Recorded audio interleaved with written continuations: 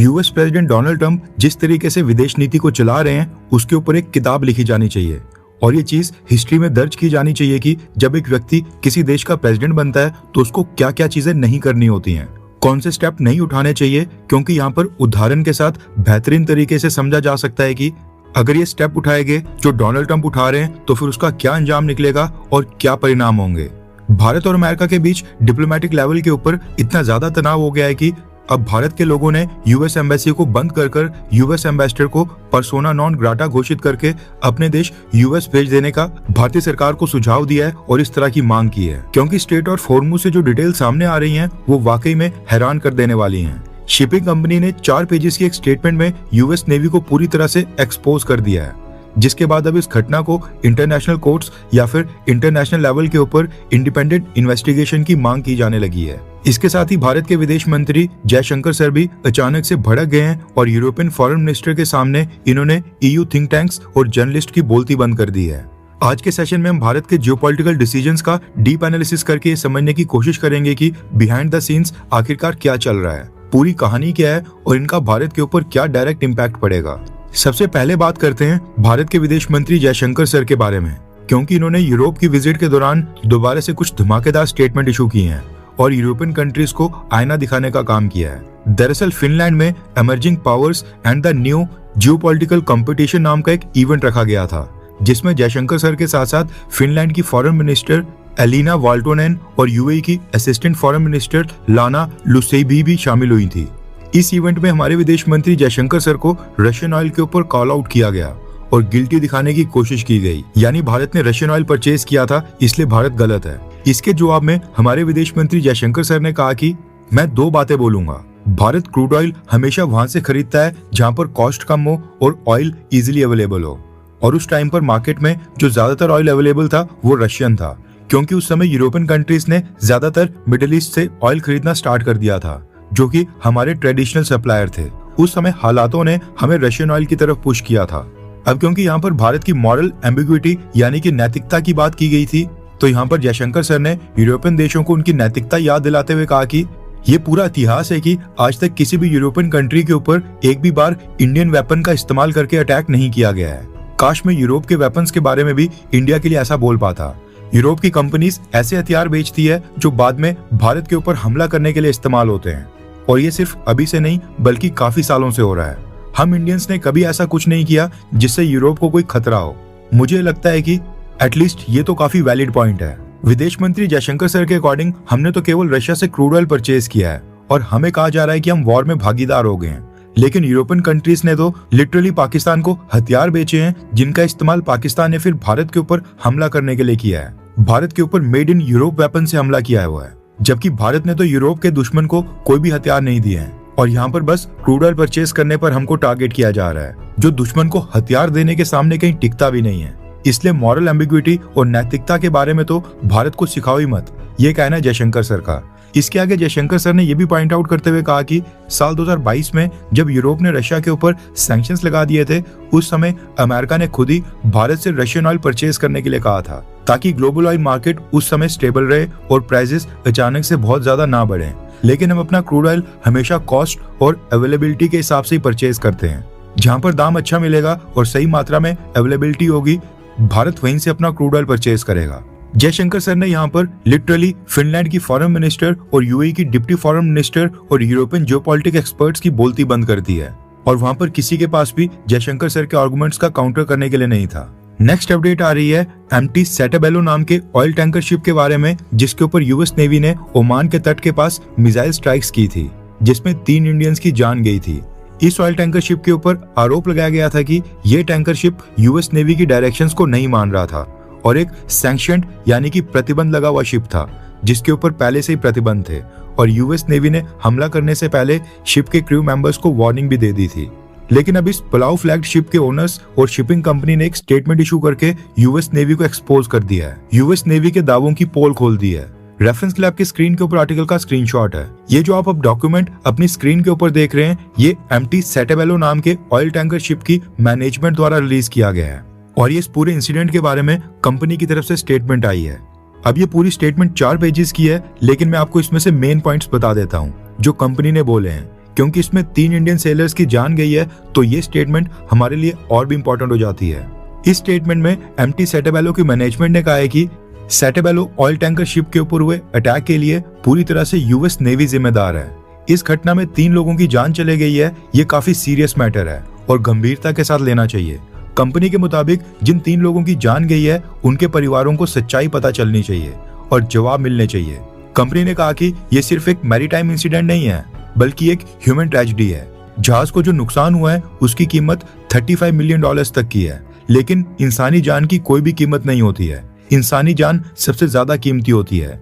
Company ने US navy के इस दावे को रिजेक्ट किया है कि उनके शिप ने यूएस नेवी की वार्निंग कॉल्स या फिर इंस्ट्रक्शंस को इग्नोर किया था, जबकि सच्चाई ये है कि शिप का यूएस नेवी के साथ कोई भी सक्सेसफुल कम्युनिकेशन लाइन एस्टेब्लिश हुई नहीं थी और ना ही यूएस नेवी की कोई वार्निंग उन तक पहुंची थी। कंपनी ने कहा है कि अगर यूएस नेवी का कहना है कि उनके द्वारा वार्निंग्स दी गई थी, तो फिर यूएस नेवी उन सभी कम्युनिकेशंस का एविडेंस यानी कि सबूत और रिकॉर्डिंग्स प्रोवाइड करे या फिर उनको पब्लिक किया जाए। उसी से दूध का दूध और पानी का पानी हो जाएगा। इसके साथ ही मैनेजमेंट ने यह भी कहा है कि उनकी कंपनी का ईरान या इरानियन ऑयल से कोई भी संबंध नहीं है। ये पूरी तरह से एक सिविलियन मर्चेंट वेसल था जो लीगल कमर्शियल ऑपरेशंस कर रहा था। और सबसे इंपॉर्टेंट, कंपनी ने कहा कि इस इंसिडेंट से पहले एमटी सैंटाबेलो, ये जो ऑयल टैंकर शिप था, लगभग 10 दिनों तक एक ही जगह के ऊपर स्टेशनरी खड़ा हुआ था। यानी कि ओमान के तट के पास ये पिछले कई दिनों से वहां पर ही एक जगह खड़ा था और अपनी लोकेशन चेंज करके इसने कोई भी एग्रेसिव मूवमेंट या इवेजिव मैन्यूवर बिल्कुल नहीं किया था।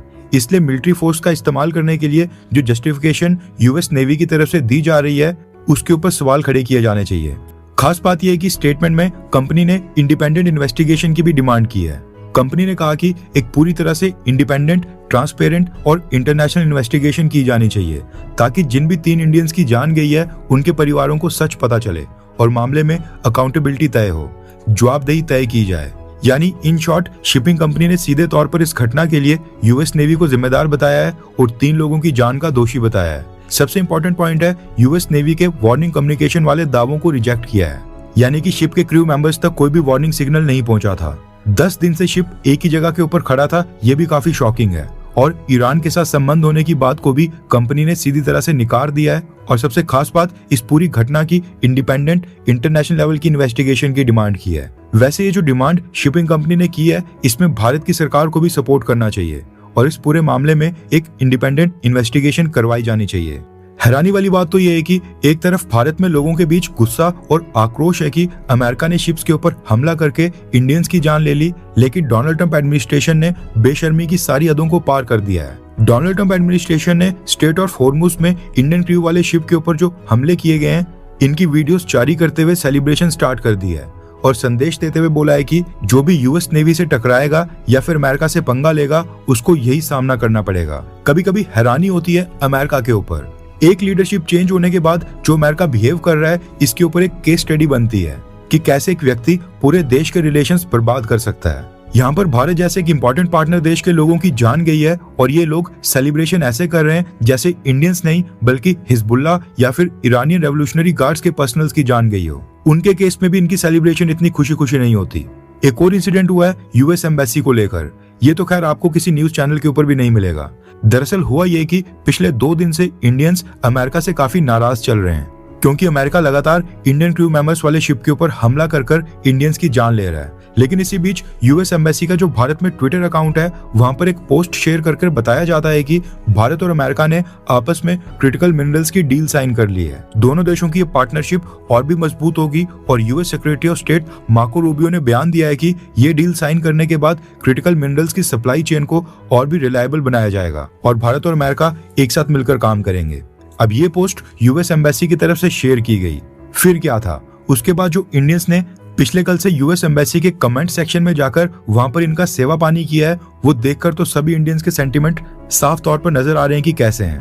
कुछ लोगों ने इंडियन सेलर्स की फोटो लगाकर यूएस एम्बेसी से जवाब मांगा है और पूछा है कि इनका क्या दोष था, इन्होंने क्या क्राइम किया था जो अमेरिका ने इनकी जान ले ली।